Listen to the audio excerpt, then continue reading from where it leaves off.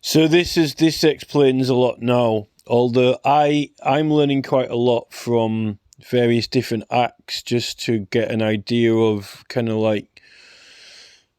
So look, the Crown Prosecution Service, as we know it now, the Crown Prosecution Service, is only formed in 1985. So this is like, you know, when they sort of get rid of the assizes, you know, the traditional Crown Courts and all this, you know. So the Crown Prosecution Service only exists from 1985. I don't know what they were doing before that. Probably just using, like, you know, a barrister or lawyers serving as prosecutor that the police, you know, use or whatever. But this is like a, and then, you know, you've got Attorney General and so forth. So this is very, very important because that is 1985 and it is 1986. If they only make this act in 1985, then in 1986, they just started. They've only just started and formed.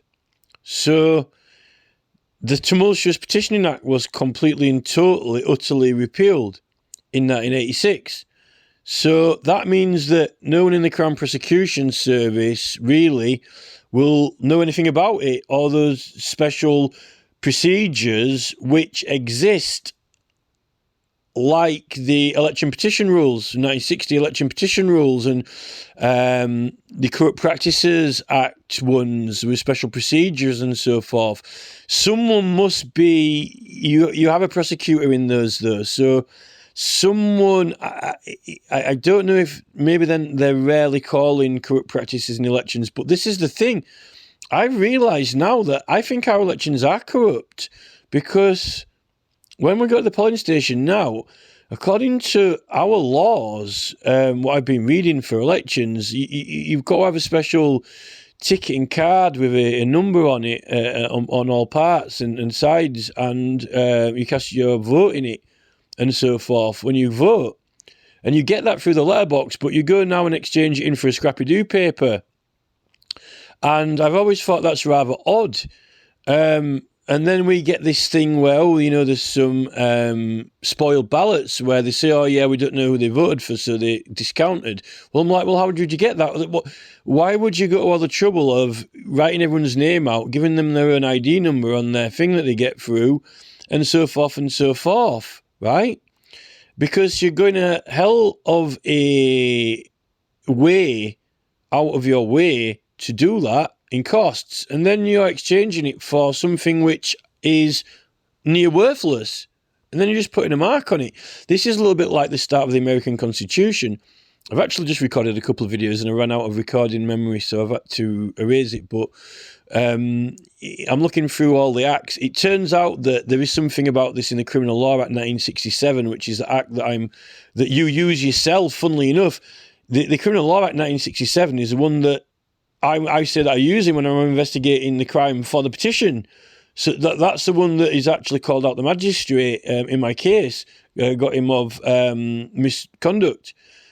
Apparently there's something in that about the assisting of offenders, this whole assisting offenders thing, that you can have this assisting offenders, which is like, you know, the immunity of witnesses. But that's in the Criminal Law Act 1967, and that is around the time of the election petition rules as well. And you've also got these certificates of indemnity. After this 1985, they don't have that Tumultuous Petitioning Act, which was also a special procedure. And then you form the brand new Crown Prosecution Service, and they've got all their trained prosecutors, probably brought a lot of new ones in and reformed it all and everything. So they wouldn't know anything about that Tumultuous Petitioning Act.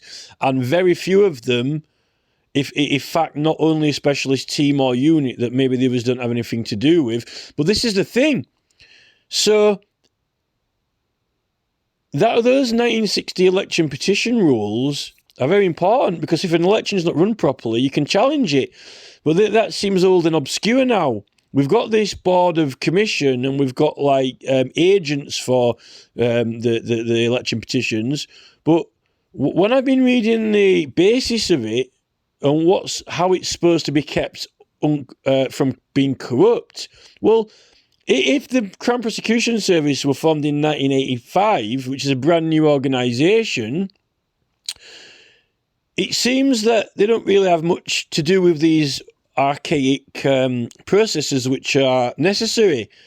And the thing is, if they don't really know too much about election petition rules 1960 or those Corrupt Practices Acts, which are more older, and they don't have the Tumultuous Petitioning Act, doesn't it seem funny that from 1985 onwards, maybe the Crown Prosecution Service aren't really engaging in these special processes and things like checking the eligibility of petitions as well, election petitions.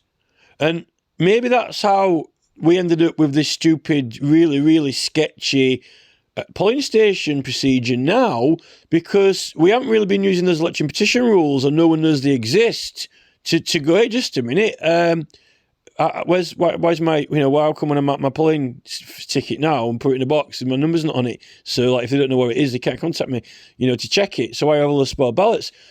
I'm starting to think that we're looking at some really dodgy things going on. And then you've got this Tony Blair, oh yeah, we need ID cards, everyone. Now we know if you've been voting properly or not. Yeah, but Tony, we'll have a number on his ballot when it comes through. So why have we got to turn up at polling station with photo ID? When everyone's got their own number, and once you've marked it, then it's gone. And then when they're counting them, if the number gets counted twice, then you're just a minute, this person's voted twice, So it seems to me like what Tony Blair and his little World Economic Forum, WHO boffins and Charles and company seem to be doing is shaping this. Oh, it's not legitimate anymore. It's sketchy. How do you know who's legitimate to vote? But you took the numbers off the cards, and that's not lawful. But we don't have why aren't we using election petition rules and calling it out? No one knows what the rules are meant to be. It's like the New Statesman, Alan Bastard, the New Statesman. I'm like, well, so why do we need to turn up a photo ID if we've all got a number and it's actually on the thing when you vote it as well when they look at them? Well, no, but we match off on the register. Yeah, you match on the register, but it's actually, it says you write on it. That's the bit you write on. And then when I'm at home, it says, oh, who's even in this election? And I can have a look and I think about it. Look, they got this through my letterbox. Turn up and vote. I'm not going to photocopy this card twice or anything, give it to someone else, because, they can scan them all now and put them in front of a computer, so if the same number comes up twice, and that's allocated to someone's name. Why do you need photo ID? They need photo ID because they want to make us all have photo ID generally, because it's Tony Blair's dream. And we've all got a digital ID, which is his phone now. They've given us a digital ID and got us addicted to the phone and like it and can't separate from it. So Tony Blair's got what he wanted. Every single person now in the world nearly is holding a mobile phone, which is a digital identity of who they are, what they like, what their preferences are. Insane. And the military have access to that, and Tony Blair's a happy man. And now all he's got to do is say, well, we've fucking, brought you to the edge of the cliff, you might as well fucking jump off it now, you cunts. I fucking made you a coffin and fucking, might as well get in the cunt now and bang the nails in. Whether you like the digital ID or not, you love it. You love it.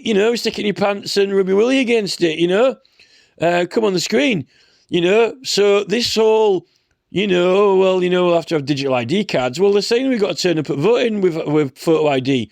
But they're the ones who scammed the system from 1985, Back to the Future, Great Scott, Doc. Where's Blair, right? Where is the number on the voting card when I put it in the box, Blair? Where is it? So why do I need to turn up with photo ID? And why have you and Clegg got us addicted to mobile phone sex so we can't keep it out of his pocket? Rubbing it up against the side of my leg? Blair, right? You've got a problem, Tony. You're an evil man. An evil man on this planet. Because you've cheated the voting systems of England. We're having his rights denied. And what you're doing is you're using a manipulation, addictions, coercion, filling us up with bad foods, disarming our capacity to think and act, and then going, oh no, we'll have to get some healthy food now at my little buffet. I'm not a bad food man. Yes, but your government, contributed towards the industrialisation and franchise of the entire country into ill health. Oh no, but now I'm having little buffets with salad bars. Well, it's too little too late, Tony. This is it. I don't think the CPS know about the right to petition because they weren't even invented until when the Tumultuous Act, income the CPS. What are the chances of that date? The creation of the Crown Prosecution Service in 1985.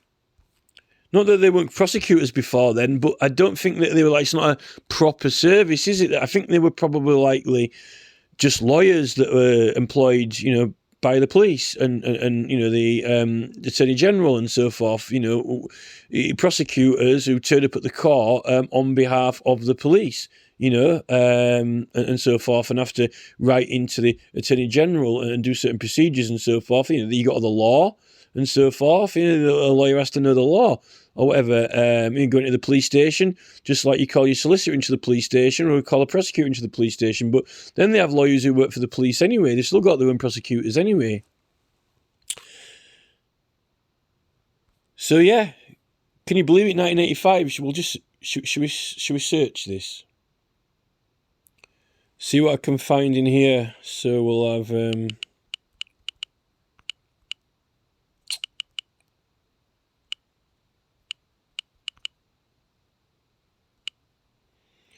Any assisted in this one? To say that it's the creation of the Crown Prosecution Service.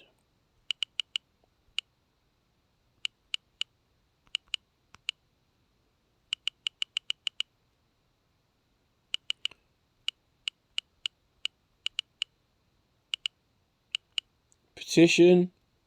No.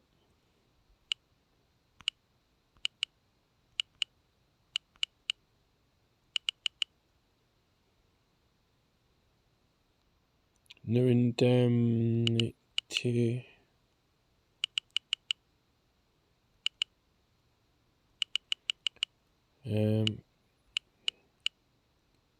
Privilege. No privileges.